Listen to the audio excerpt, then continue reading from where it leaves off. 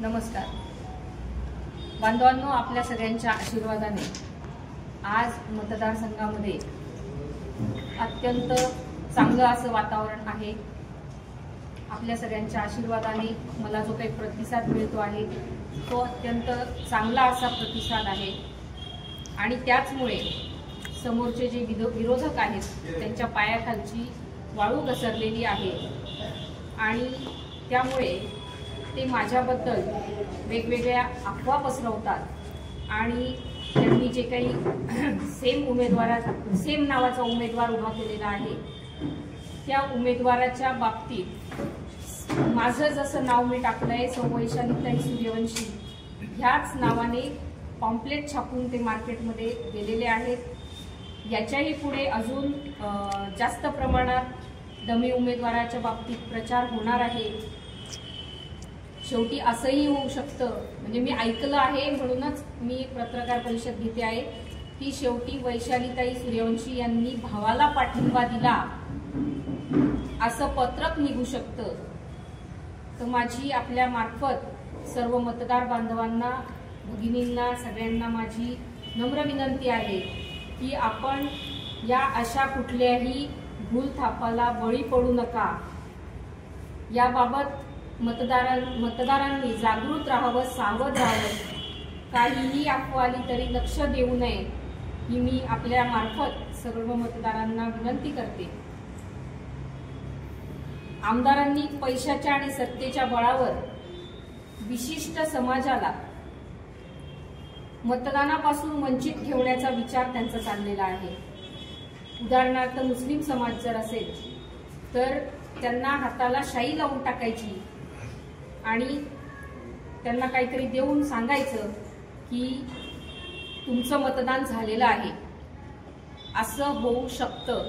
म्हणून माझी सर्व बांधवांना आपल्या मार्फत विनंती आहे की तसं कुणीही केलं तरी आपण अशा गोष्टीला भूलथापांना, अशा चुकीच्या गोष्टीला आपण सरेंडर होऊ नये किंवा चूक आपल्या हातून होऊ नये याची आपण काळजी घ्यावी।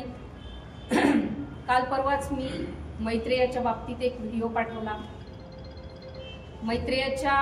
मैत्रेयाचे ज्यांचे पैसे त्याच्यात अडकलेले आहेत, आपण पाहतोय गेल्या 10 वर्षापासून आमदारांनी शब्द दिला होता की मी मैत्रेय धारकांचे पैसे मी वापस आणून देईन, त्याच्यासाठी प्रयत्न करेन, परंतु त्यांची पूर्ण प्रॉपर्टी मैत्रेयाची गेली तरी सुद्धा जे ठेवीदार होते त्यांचे पैसे अद्यापपर्यंत मिळालेले नाहीत।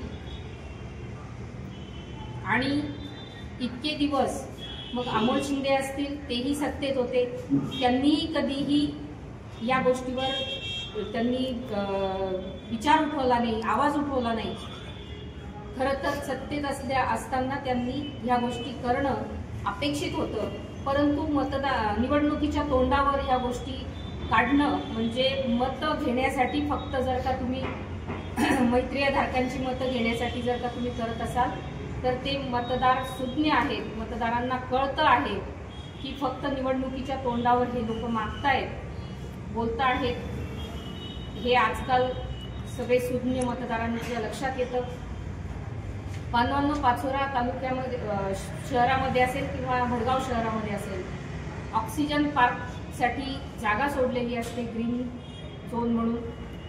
त्याचा उपयोग आपण लहान मुलांसाठी खेळणे किंवा वयस्कर लोकांसाठी फिरण्यासाठीची जागा होऊ शकते, परंतु आज पाचोरा तालुक्यामध्ये जे काही 9-10 भूखंड आहेत, जागा आहेत, त्या खिरापतीसारख्या वाटल्या गेलेल्या आहेत आणि आज त्याचं बाजार मूल्य हे सुमारे 200 कोटी रुपये आहे। म्हणजेच तब्बल 200 कोटींच्या भूखंडाचे श्रीखंड बिनधास्तपणे लाटल्याचे दिसून येत आहे। पाचोरा शहरात पाणी पुरवठा जो होतो तो अगदी दूषित प्रमाणामध्ये होतो। आमदारांनी मोठा गाजावाजा केला आणि पाणी पुरवठ्याची जे काही फिल्टर प्लांट बसवला तो प्लांट बंदच आहे। त्यामुळे गढूळ पाणी येतं, घाणयुक्त पाणी, आपल्या पिण्याच्या पाणी जे काही येतं ते घाणीचं पाणी असतं आणि त्यामुळे आरोग्य या जनतेचं खराब होतं। आमदारांनी बहुळा धरणावरून पाईपलाईन केली, त्या पाईपलाईनचा वापरच झाला नाही, ती जशी जमिनीत दाबली गेली ती तशीच आहे, त्याचा एकदाही उपयोग झालेला नाही। मग ही पाईपलाईन केली कशाला? एवढा मोठा खर्च केला आणि तिथून जर पाणी येत नसेल तर ते जनतेच्या कामासाठी ते केलेलंच नाही असं म्हणावं लागेल।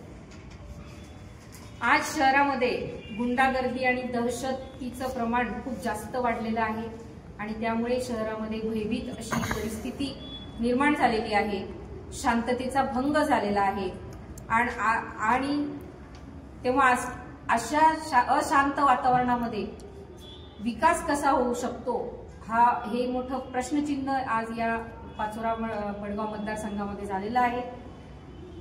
आज ही पत्रकार परिषद ह्या काही मुद्द्यांसाठी होती, बाकी पुढील मुद्दे जे आहेत ते अभयदादा बोलतीलच आपल्याशी।